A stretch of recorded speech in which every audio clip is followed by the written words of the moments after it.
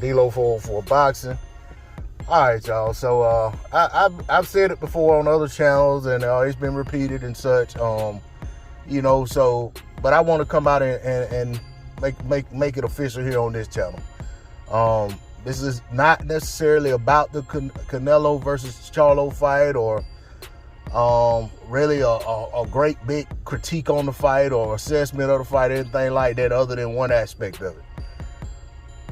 I just want to say here that with the performance that Jermell Charlo put forth versus Canelo Alvarez, or the lack of a performance that he put forth, I've stated it before, that performance killed a lot of interest in Jermell Charlo versus Terrence Crawford, and it killed the interest in Crawford versus Canelo. And I know some people say Crawford versus Canelo wasn't a realistic fight, and such. That's not unheard of, for somebody to move up that far and take on a challenge, or challenge themselves versus a champion in another class that far up. It's not unheard of.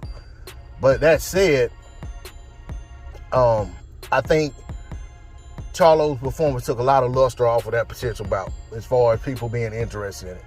I think a lot of, especially casual fans, they'll look at that and say, if the undisputed 154-pound champion moved up and that was the best he could do, what is the little 147 champion gonna do?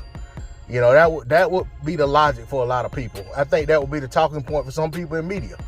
I know that a lot of people may have a greater belief in Terrence Crawford and who he is, and how he comes to a fight, and how he approaches a fight, and how he conducts himself in a fight, more so than they did Jermell.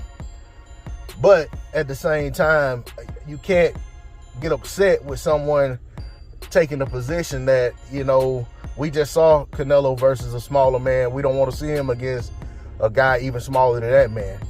So I can see that, that logic carrying over and causing a lot of people to say, hey, I just bought a fight with Canelo versus a little guy. I'm not buying a fight with Canelo versus a welterweight. So I can understand people not want to watch the fight. I personally can't say for sure right now, off the top of my head, whether I would buy the fight.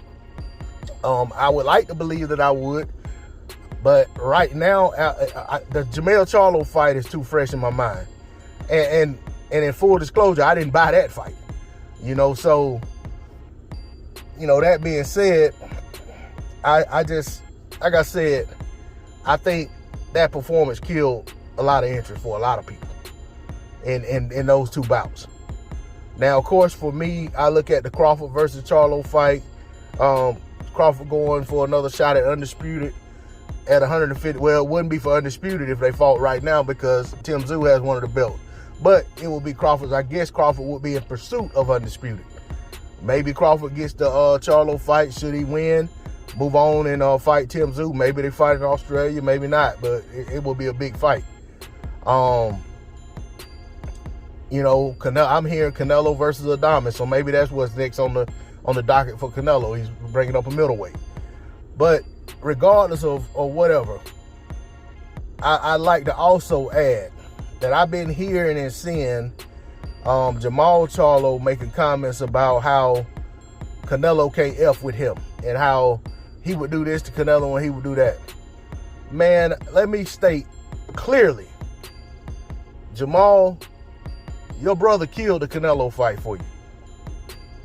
Jermell's performance versus Canelo, in my opinion, absolutely wiped the Jermall Charlo versus Canelo fight off the map.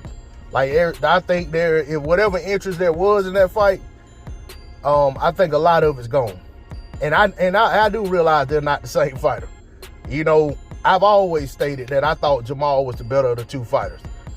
But that being said, after watching the Jermell fight, I'm not clamoring for Jermall versus Canelo, and especially with everything Jermall has going on. I just want to see Jermall get in the ring and get a win. They're saying he's going to fight Jose Benavidez Jr. next. I think that's a dangerous fight for Jermall.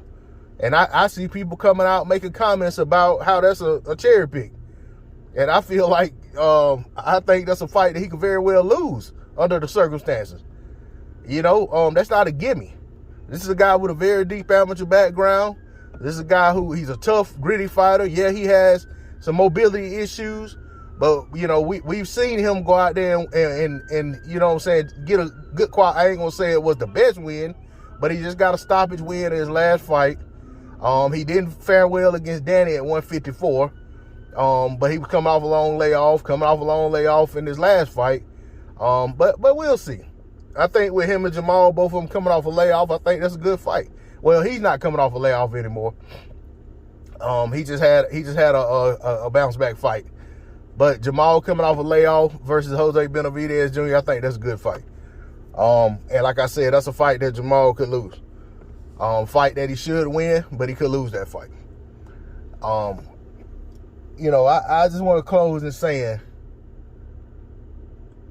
all of these fighters I mentioned in this video, I'm eager to see what's next for each of these guys. I'm eager to see if the Jermall Charlo versus Jose Benavidez fight actually happens, because it's been a long time. I ain't seen a guy in the ring in 2 years. It's hard for me to believe he's actually going to fight until it actually happens. But I'm eager to see these guys mix it up. I'm eager to see if Adames and Canelo fights. I think that's a good fight. If Charlo and Crawford do fight, I think it's a good fight.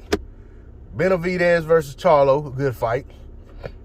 If Charlo somehow gets a chance to fight Tim Tszyu, I think that's a good fight. However it plays out, like I said, I'm not condemning these guys saying I won't support them. Now, we support them and support them on pay-per-view are two different things. I pay for pay-per-view quality fights. But that's all I got on it. D-Lo 404 Boxing. Like, share, comment, subscribe. I'm out. Peace.